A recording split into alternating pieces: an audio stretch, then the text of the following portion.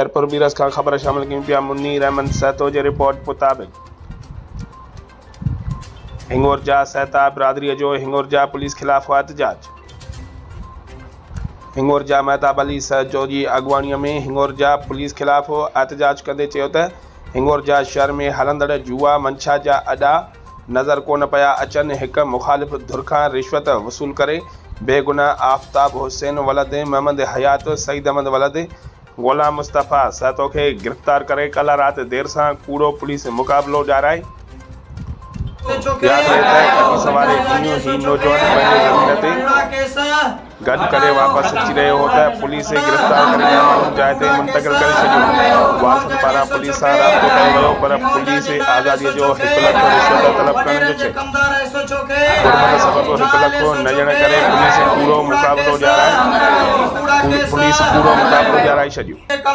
Police रिश्वत न ॾियण तां ग़रीब मथां कूड़ा केस दाख़िल करण में मसरूफ़ आहे पर उन्हनि ज़ालिमनि खे अलाह जो ख़ौफ़ करणु घुरिजे। हुननि वधीक चयो त असां IG Sindh DIG Sukkur SSP Khairpur खे अपील था करियूं त असां इंसाफ़ कयो वञे।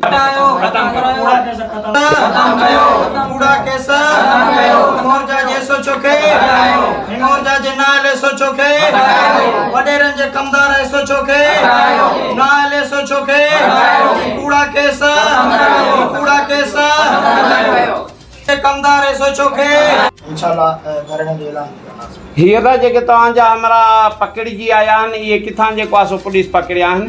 ही 9 लखी तां पुलिस पकड़े आई आहे जेके नौजवान पंहिंजे बनीअ ते वञी रहिया हुआ उतां जेको आहे सो हुननि खे पुलिस पकड़े आई आहे त पुलिस 2 ॾींहं कंहिं महिल हुत पई लिकाए कंहिं महिल हुत पई लिकाए।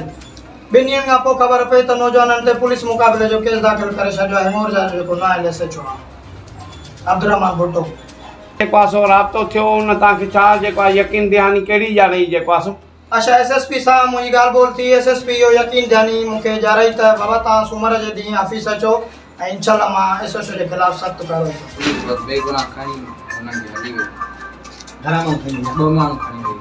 नाला छा आहिनि उन्हनि जा जेके खणी आई आहे?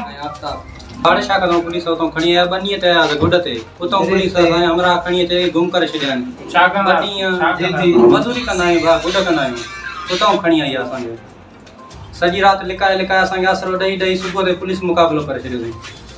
पर ॿुधो आहे त तव्हां खां को पैसा घुरिया हुआ पुलिस जेको आहे सो? जी पैसा घुरिया आई असां घणा तव्हां खां SHO पैसा? 50,000 घुरियो त 50,000 ॾींदो त जेको माण्हू छॾींदा?